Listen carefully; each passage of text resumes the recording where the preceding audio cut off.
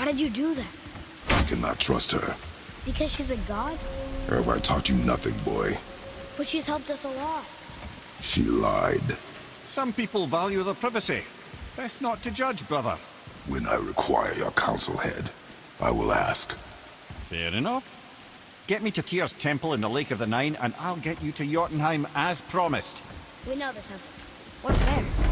Only the last living giant in Midgard. Who better to tell us the way? The world serpent? Wait, do you know how to talk to him? Indeed. He speaks an obscure tongue more ancient even than these mountains. None are left in Midgard who speak it. Except, of course, for me. You do? It's true. You wouldn't know it to look at him, but Jormungandr is a sparkling conversationalist.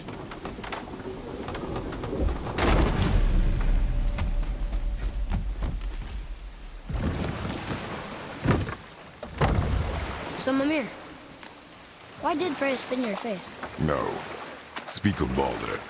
He claims nothing harms him. Aye, Baldur is blessed with invulnerability to all threats, physical or magical. The boasting of a god. Everyone has a weakness. Not him, I'm afraid. Baldur is blessed with invulnerability to all threats, physical or magical. You just said that, Mimir. Did I? What is the source of this power? Well, as I recall, it involved, a spell? Mimir? Parts of my brain must still be coming back to life. Just need a moment to finish waking up. Hope he's not broken.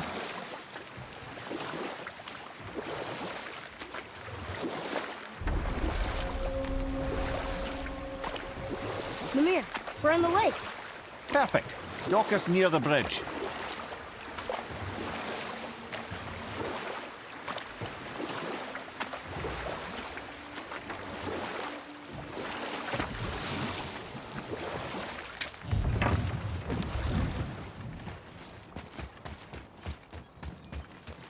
Ed, how do we speak to the serpent? There's a horn on a platform at the middle point of the bridge. Take me to it. Finally, that horn.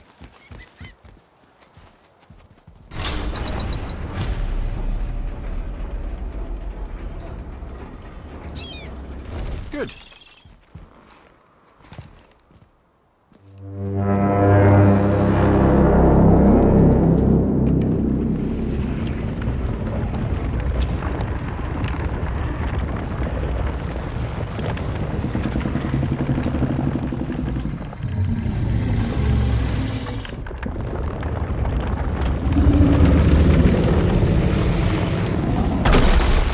Why is he doing that? Odin had that statue made in honor of Thor. And seeing as the world serpent absolutely abhors the fat dauber, he was probably sick of looking at it. But doesn't that hurt? Well, he and Thor have a bit of an unpleasant history between them. Or they will, anyway. So I guess waking up to see it was worse than the thought of lumps of solid stone passing through his gullet. You want me to ask him? No. Our only concern is Jotunheim.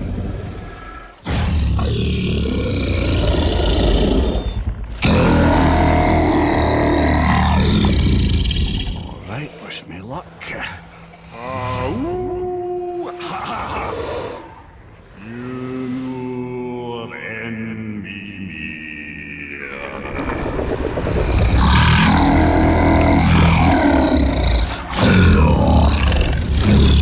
I've still got it, lads. He remembers me. Why, you... Oh, no, that's not right. Makuna huntun kun.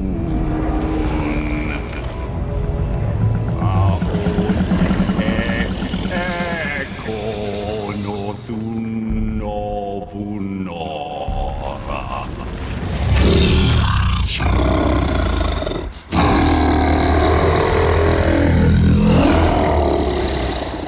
He knows the pain of your loss. He will help you.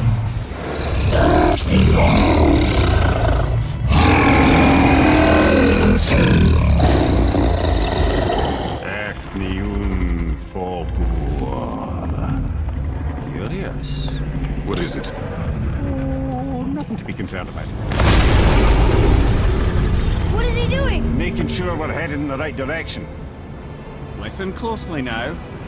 We need two things to get us into the land of the giants. First, we need to learn the travel rune that opens realm travel to Jotunheim. Second, we need to carve that rune into the special gateway. That one on the peak where we first met you? Correct. Except the giants, in their infinite wisdom, saw to it that no ordinary chisel would do the job. Only the tip of a magical chisel opens that gate. Luckily, I know where it is, and it's not far. He looked kind of mad for a moment there. Now that, he thought I said you were friends of Odin. You'll forgive me. I've never spoken the ancient tongue sober.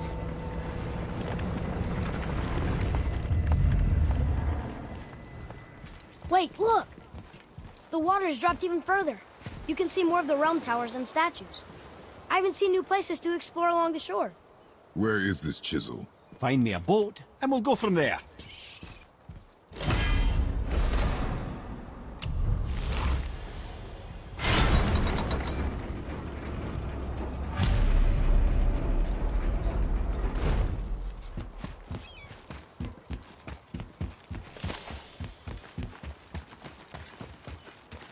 So when we get to the boat, we can either look for that special chisel now, or go exploring for a little while.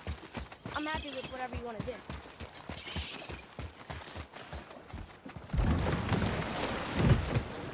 Which way to the chisel? Keep rowing towards the statues of the oarsmen, then thread past between them.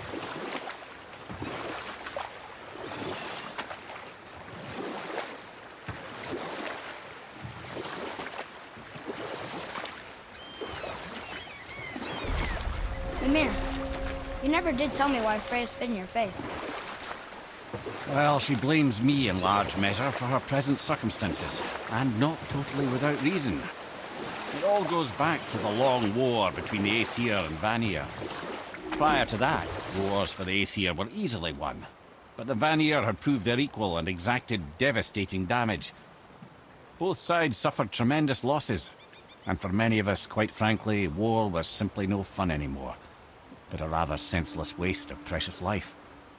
Wouldn't you agree, brother? Precisely. Enough was enough. And at last, Odin's most brilliant advisor became determined to find a more enlightened path. Enough. No stories. Not while on foot. Our focus is the road. Completely understand. I'll finish later, lad. Ah, good. The special chisel is ahead past this gate.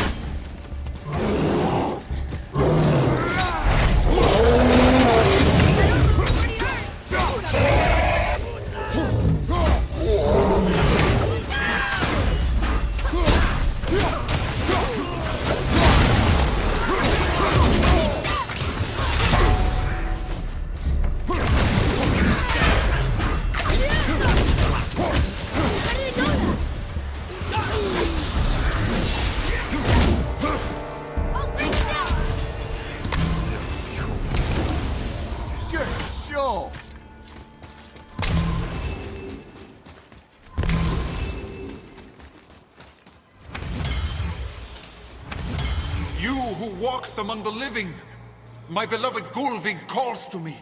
She yearns for peace, yet her remains lie in pieces.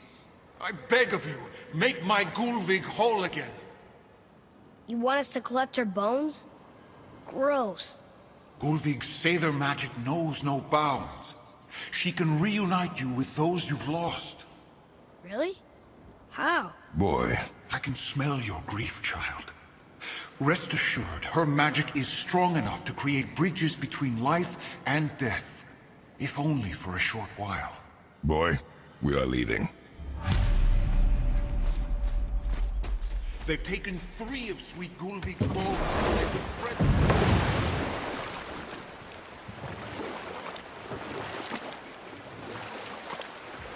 This chisel we seek, what is it? I'm glad you asked, actually. I have just the story for you. There was a giant once named Thamur. A very giant, who, despite his mountainous size, was without question the greatest stonemason this world had ever seen. Proud Thamur hoped to one day pass his vast knowledge on to his son. But young Hrimthur had the heart of a warrior. Perhaps the father had too much fear in him, or the son too little. Either way, The quarrel of theirs spiraled out of control, and the overworked stonemason, bonk, struck his son. Thor ran off into the night. Feeling shame and regret, Thamur chased after his son, but in his emotional state soon found himself wandering Midgard, lost and alone. Sadly, he caught the eye of the one person he didn't want to meet alone that night, so far from home. Thor. And what happened next?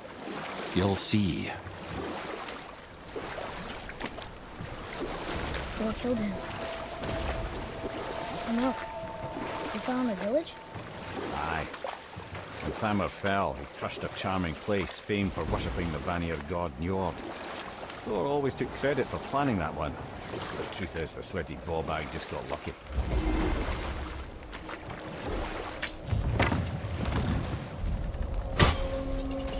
A wolver! A dangerous beast. We will take it down together.